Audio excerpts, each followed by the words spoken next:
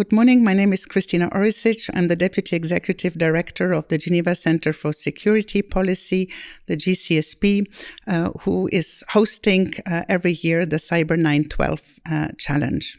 So good morning and welcome to the GCSP and to the Maison de la Paix, the House of Peace in the middle of international Geneva. For the past 10 years, the GCSP has been the host of the Geneva Cyber 912 Strategy Challenge. Organized in partnership with the Atlantic Council, the challenge has seen hundreds of students worldwide wear the cap of cyber experts and policymakers to face all kinds of cyber incidents with global repercussions. To this day, the competition continues to evolve with international geopolitical context and serves as a capacity-building event to train the next generation of cybersecurity professionals. This year, the scenario focuses on the Arctic, exploring the security, environmental, and geopolitical implications of a cyber attack on a highly contested territory. While the first year of the competition were held in person, the challenge is now fully virtual, allowing teams from all over the world to compete and, more importantly, to connect with one another. As we celebrate our 10th anniversary of the competition, we look back for the first year of Geneva Cyber 912 and how it impacted and shaped the career path of the people who were part of its inception. And it is now my great pleasure to welcome here today 3 members of the winning team of the initial competition which took place in 2015. So we have Mr. Damien Schönenberg, Dr. Bastien Wanner, and Dr. Alain Mahmoud. And I would like to start by asking you all to introduce yourself very briefly and also how you became to be in the positions you hold today. Thank you very much for your invitation. It's always a great pleasure to be back here at GCSP. So my name is Alain Mahmoud. I currently work as a head of the technology monitoring team at the Cyber Defense Campus from Arma Suisse Science and Technology, mainly based at the EPFL Innovation Park. Thank you very much. Dr. Warner? Yes. First of all, thank you very much for the invitation. As my colleague said, it's always a really pleasure to be back at the GCSP. It's like a yearly pelerinage we have here. Back 10 years ago, I was just finishing my studies, and I was working in the private sector as a IT consultant and cybersecurity expert for a financial sector. I started this participation in this challenge.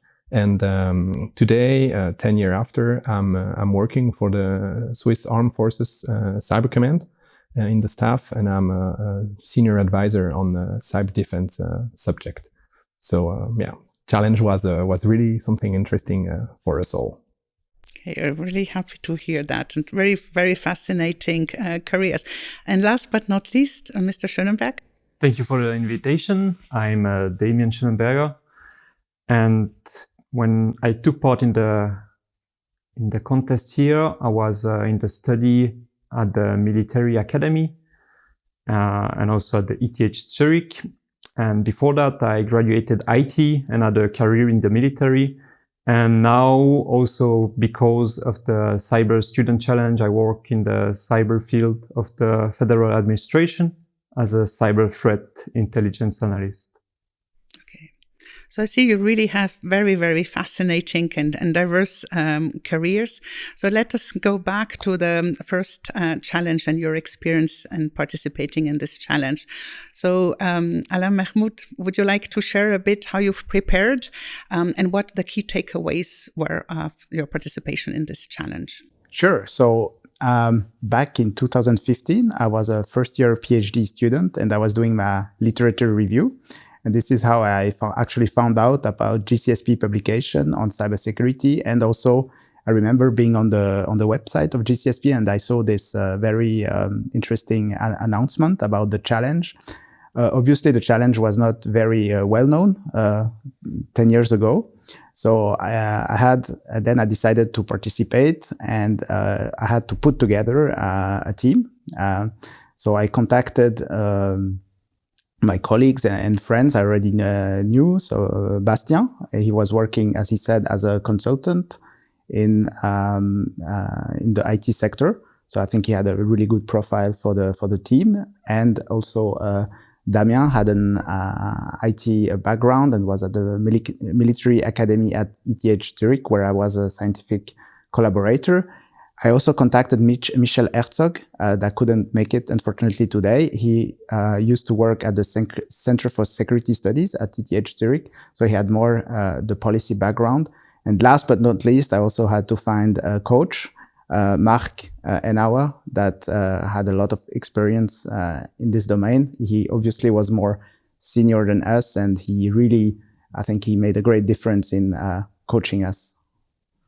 If I may add a point, what I found a key takeaway for me was that we had kind of different skill sets that were all put together to bring a comprehensive response to the situation that was given, the problem. And also during the night of the exercise, where we had to prepare the final paper or the half final paper, we all had a time where we are not so on the top, but it was everyone at a different moment. So it was also a good takeaway that it happens to everyone, that you're not 100%, but as a team, it worked well to always put a good solution. So I see that actually a lot of thought has been put into also, the constitution of the team. It didn't just happen because you were all friends. So that was already a strategic effort. And now, as my next follow-up question is, what would you say were how do you believe your successful participation in the Cyber 912 has helped you in your careers? I think this challenge helped me to understand that cybersecurity was not only about IT and was not only technical. Today it seems obvious, but I think 10 years ago it was still seen as a very techie field. And I think this challenge was an eye-opener for me. And then it helped me also to approach cybersecurity from a more holistic perspective through my career. So I always had this challenge on my resume. At some point, the hiring manager asked what it was about. So it was always nice to say, yeah, we actually won. So I think it made a difference to some extent. I cannot exactly measure the impact it had in my life, but it was definitely something positive that I still have on my resume today. Nice. Bastien, would you like to add anything from your perspective? Yes, so as Alain already said, first of all, I want to thank him to creating this team and to give us this opportunity to participate to this challenge. I remember it was at the federal level also a debate because it was happening in Switzerland for the first time in Europe, and no Swiss team was participating. So Alain had the mission to create a team. We were after the deadline of the registration. So it was really an interesting start. So we did not really start with good condition to succeed. But nevertheless, due to hard work, and we also knew each other from the military services, because we are all reservist officer of the Swiss Armed Forces. So we had the same approach, the same way to work together. And after this challenge, for me, what it brings me is it broadened my approach. So this immersion in cyber policy, when you were a junior starting in the cyber field, it was amazing. You had the opportunity to meet so many experts. You had a lot of knowledge here in the room. You get a lot of feedback. It was really amazing. And after the challenge, so it made my career start, really. It launched my career because the federal government were looking for me, and they take me as a subject matter expert for a multinational working group on cyber operation. So it was for me really a really good start. And I recommend to every student today to participate in the challenge because it's really amazing. Okay, thank you very much. I mean, in summary, you really see that even if you don't have a good start, you can still make it. So that's the first takeaway. But also listening to all of you, it really boosted your career. So that's nice to hear. So Damien, more generally, in what ways do you think the competition like the Cyber 912 is relevant to prepare students for starting their careers in the cyberspace? I think there are 2 points that the Cyber Student Challenge really gives to the participant for the future in their career. The first point is something quite general when you work, is that you need to give an answer to your audience that is targeted for them. And during the Cyber Student Challenge, you might have a lot of information by working on a solution. And in the end, it's not everything important in this solution. So you have really to target, for example, the C-level and bring them the solution for their level, what they need to know. And that's what we are asked to do during the Cyber Student Challenge, and what you also have to do after that in the real life. And the second point is what also Bastien mentioned, is you are given the opportunity to work at the strategical level, giving advice to nation leader, and most probably you won't do it right after the end of your studies. And having the opportunity to get this insight is really helpful for after that, because you might then do some job that might be relevant for this level, but not right now, but you know what might be at the end of the chain of information. So these are 2 points that are really also used after this challenge. Nice. And Alain, would you have anything to add to what Damien has mentioned? Yeah, so I think for junior people, it's a really great opportunity to be exposed to topics that are normally more handled by senior people, senior management, or government officials. And that's really a great opportunity for young people to be exposed to strategic questions that you normally only face much later in your career. And to be exposed to such questions also help you probably to get a good job in the future, but also to understand how management and C-level executives are thinking, so you can serve them best as consultant, for instance, in your first job. For me, this challenge is preparing students in the way that, as a participant, you have to put into practice what you learn in the book. You have to confront your cyber knowledge, you thought, you beliefs after your studies, to really experience a cyber expert who knows the real world. And I remember every competition happening here, the student has a lot of great idea, a lot of creativity, but sometimes a little bit too much, or it's a little bit near miss or something like that, right? And so that's what for me really enriching in this challenge is you bring your idea as a junior, and you have senior give you feedback, and sometimes it's really great idea you have to try. And maybe today on the strategic level, some creativity is missing a little bit, but sometime on the other way also you're completely wrong, but you learn in that way. And I found that really one of the key takeaway. Okay, now that's also nice to hear that, you've had the courage to actually test out things and getting the feedback. Do you think that also this courage to step out of your comfort zone and to try things out during this competition has also contributed to you winning the competition? Yeah, definitely. I mean, the escalation of the scenario had also to be responded with some creativity. And at one point, we really had like a red line that was crossed from the opposite part, let's say so. And yeah, we had not a quite conventional answer to it, but it was an answer.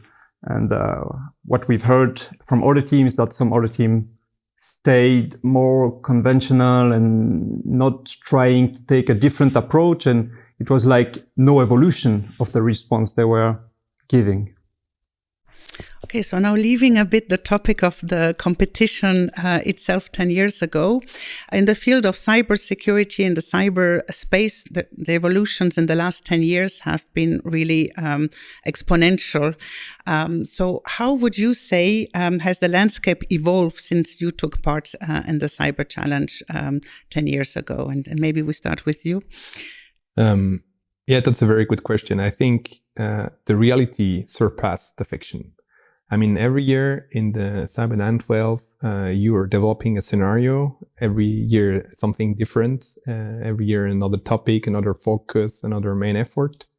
And I remember in 2017, where in your scenario, the health sector was attacked. So it was in April 2017. What happened 1 month after the WannaCry attack? And I remember that the GCSP had to send an official communique to said that you did not have a crystal ball to look in it. But unfortunately, the scenario you developed for a cyber exercise 1 month before just happened in a real life. And the health sector of England was down, right? And so that's what made this competition, I mean, real and amazing, but on the other side, really scaring, because what we are here training, this escalation that Tamian just mentioned, could happen tomorrow. So the cyber landscape really evolved in a way that every day you're amazed how the attacker are creative, the same creativity that we ask the student to have here. Yes, indeed. I remember this. I had just joined the GCSP. It was the first cyber challenge, and then this happened. So I found it very spooky myself at the time. Alain, would you like to add anything from your perspective? Yeah, so what has changed? I think cybersecurity has become a bit more mainstream. Today, it's looked as a more, I can say, maybe prestigious domain to work in. I remember 10 years ago, it was still, I was working in a big Swiss bank, and my colleagues were asking, but what are you doing? Why are you changing career? Why are you working in cybersecurity? That's only for geeks. This is doesn't really have a future. It's only IT, so it's a support function that has no strategic value or positioning. And I think the time has proved them that they were wrong and I was right. So it's also a good feeling. And maybe what I would also like to add is that in 2019, the cyber defense campus of Arma Suisse Science and Technology was created. I had the chance to join this cyber defense campus right after the end of my PhD. And the reason why this cyber defense campus was created was a reaction to a major cyber attack that has occurred against RUAG, which is a critical company for Switzerland. It's a critical defense company, I would say, that is 100% owned by the Swiss Confederation. And so on the policy side, Switzerland has really decided to take action after this attack and created the Cyber Defense Campus. And as I had the chance to join this Cyber Defense Campus from the beginning, I could also shape it. And with some learnings actually from the Cyber Challenge. For instance, one of the main missions is to work more closely with academia and industry and to break silos. And that's also, I think, something we've learned during the challenge is break silos and try to work with people in different fields. So we really learned that we needed to have a diversity around the table in terms of skills, but also gender. Regarding this evolution in the last decade, as my colleague said, cybersecurity was 10 years before not so well known from the population, and now it's quite the main topic. And it's also because the threats are affecting also way more, a lot of more organizations or people directly than it was the case before. And it was maybe this the reason of the criminal ransomware who grew up like 10 years before. It was not really a thing, and now everybody knows this name ransomware and that they could be affected by it. And maybe as Alain talked about this evolution with Cyber Defense Campus, we also saw an evolution how the state respond to this cybersecurity issue. And we could mention that in 2019, there was this creation of the National Cybersecurity Center as a response on the strategic level. And now this year, this Cybersecurity Center turned out to become a federal office. So we also see that it still evolves. So you've all three have really very fascinating and diverse careers in the cyberspace. Now, if we look back 10 years ago, what advice would you have liked to have received before starting your career? Thank you for the question. I think if you feel like you're interested in a field like cybersecurity, the first step that you should take is try to get the whole picture of this field. 10 years ago, it was quite, the first response you had is, okay, cybersecurity is techies stuff. They are doing only programming and hacking. And now it's probably more known that there are these different levels, tactical, operative, and strategic. And your profile might match better in the strategic level, for example, or operative and so on. And last but not least, it will be really try to get then at a level that you like, because if you like cybersecurity, but in the end, your day-to-day work doesn't fulfill you, it's still a lot of time that you are investing in it. So if you want to become a professional in this field, you are investing even more time in it, then it's better if you do something you like. So. Yeah, that's very true. The other element also that I hear a lot is that it's not just techie, you've mentioned it all. So the cyberspace is a bit something for many different backgrounds. And also I know that there's a lot of effort to bring in more female leaders in the field of the cyber domain. So is there anything else that you would like to share that would encourage other participants to also try their start of the career in the cyberspace that maybe don't have a technical background? Yes, as we mentioned, cybersecurity was more technical field, but I like the literacy approach. I mean, cyber is a prefix, and you can put every word you want after it. And so today you have cybersecurity, cyber defense, cyber policy, cyber whatever. So really important for me is you have to study a real topic, whatever it is, and to master it. And after you can just add a little bit of cyber on the top of it. And so for me, it really doesn't matter where you come from, what background you do have. The important is you have to understand technology, because of course cyber is about technology. And today is the dual use also of all this technology. But at the end, you can just do cyber with any kind of background. And I think today, a technical background is really important. I mean, in the team, it was good that we had some technical background, but it's also important that you have other skills, either what we call the soft skills or hard skills, stuff you have studied, stuff you have learned in other way. And so at the end, this challenge is a unique opportunity for students to try stuff. And I remember one of us was a little bit the aggressive guy, and at the end we decided to disconnect a country. So we recommend to disconnect a country from internet in order to solve the problem.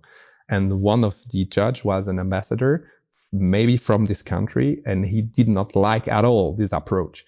But if you face the reality, the scenario who was given, I think disconnecting the country for some day maybe was the best approach, because otherwise you cannot technically solve the problem with the system running. So I mean, the mix of all this subject together make this field really amazing, and every day a new challenge. So it's really a pleasure to work in the cyber field today. Mm-hmm. So it's really nice to hear that actually to go into, you really need, again, this diversity and encouragement for everyone, even if you're not the biggest techie, to go into that space, because you might have other skills that are really important and complementary to the team. So thank you very much for your answer. Now, my last question that goes to all three of you. What advice would you give to this year's Cyber 912 participants, but also other interested parties, to ensure that they get the most out of their participation? Yes, so again, have a diverse team, both in terms of skills and gender. Take some risks. It's a good opportunity to take risks, to create, be creative, try new things. Nothing's going to happen. It's just a training. And yes, do the best. Have a good coach. I think this can help. A good coach, and that can also cheer you up and support you in when you don't sleep too much between the different days. And yeah, enjoy and have fun. Thank you, Alain. Damien, would you like to go next? Yeah, the biggest advice I will give is participate, or try to participate. The biggest mistake is not to try, because then you will really lose a big opportunity to have such a big impact on your career at the beginning of your career, because you have really a lot of information that come to you that wouldn't get otherwise. And also the networking aspect.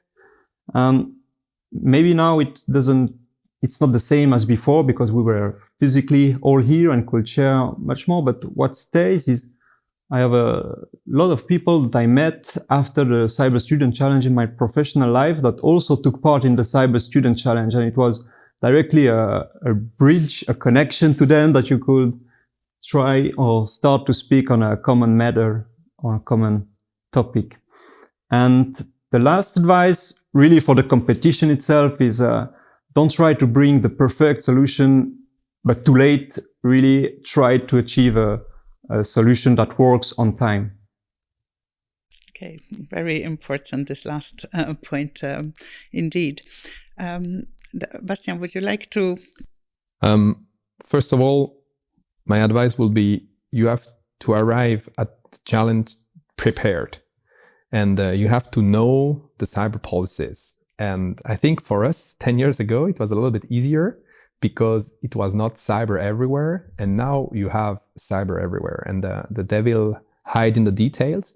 And you have cyber aspect in a lot of, as I told before, in other domains. So you have to know the broad policy landscape in Europe on cyber topics. So that will be the first advice. And after, based on that, as my colleague said, just try stuff. I mean, it's an exercise. You are, for once in a lifetime, really facing a challenging scenario who had a lot of problem, and you have to bring in a short time concrete advice to policymaker. And that's really the challenge. And if you made to the second part of the exercise and you had the opportunity to do during the night between the 2 days, to reshape, to based on your initial thought, to construct a further advising program, I think it's just amazing, because you are tired, you have new aspect, you did not maybe take into account, maybe the feedback of the judge just shed the light on something you did not thought at all, and that's what made this challenge amazing. And at the end, just try stuff, be creative, but kind of realistic. But it's really a unique opportunity to challenge a young thought of future cyber talents. And I mean, the future is bright for those who participate in this challenge. Okay. So thank you very much. You've all been pioneers in the Cyber 912 challenge, but also in the field of cyber space, having careers there. So I really appreciate very much taking the time today to not only share how you have been role models for many others by developing the careers you've had, but also by being so open and generous in sharing your experience and advice to the future generation. So I hope that with this we've motivated many diverse teams to participate in the upcoming Cyber 912 challenge and all the future ones that are planned to take place in the future. Thank you very much. Thank you. Thank you. Thank you. Yeah, maybe a last funny note. I remember during this interview that we actually didn't have let's say, a strong support for our home institution back then. So we did it on our own initiative. It's also because the challenge was not so famous 10 years ago. So my PhD supervisor told me, no, you have to go to scientific conferences. This is not really scientific. So you can go to GCSP, do this challenge, but on your vacation days, and you have to pay your expenses yourself. So I said, oh, okay. And that's also part of the risk or of motivation, right? You have to have. And what is really funny is once we won that challenge, our institution were really proud, our university was really proud and did a lot of communication about it. And we even had the chief of the armed forces, of the Swiss armed forces, that wrote an article about us in the media. We had some media coverage. So it's really a happy end, I would say. But this also shows sometimes you need this courage and to do something out of your own initiative and challenge the current statu quo in your institution. Well, thank you for sharing this. So you've had the right instinct, and I know that now your institutions are really sending regularly teams. So you've really made a difference. That's good. Exactly. That's true. Yeah. It's true. Yeah.